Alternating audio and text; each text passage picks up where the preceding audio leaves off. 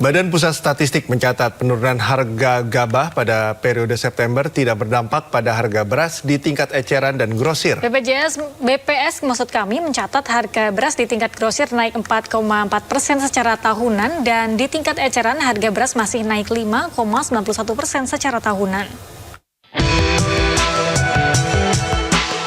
Badan Pusat Statistik mencatat harga gabah terpantau turun pada September 2024.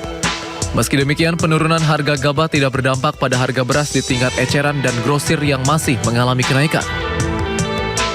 Berdasarkan data BPS, harga gabah kering panen di tingkat petani naik 0,87% pada September dibandingkan bulan sebelumnya.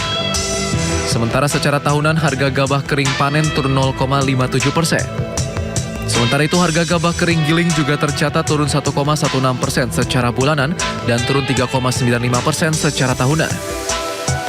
Pada periode yang sama, harga beras di penggilingan tercatat turun 0,32% secara bulanan dan secara tahunan naik 0,47%. Di tingkat grosir, harga beras naik tipis 0,08% secara bulanan dan naik 4,4% secara tahunan.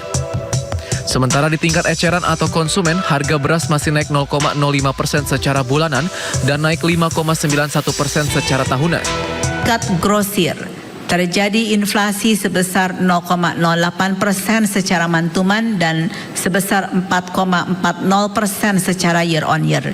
Di tingkat eceran, inflasi beras sebesar 0,05% secara mantuman dan secara year on year adalah sebesar 5,91%. Sebagai catatan Bapak Ibu bahwa harga beras yang kami sampaikan ini merupakan harga beras rata-rata yang mencakup dari berbagai jenis kualitas beras dan juga mencakup seluruh wilayah di Indonesia. Sementara itu, BPS mencatat angka konsumsi beras di Indonesia mencapai sekitar 2,58 juta ton per bulan.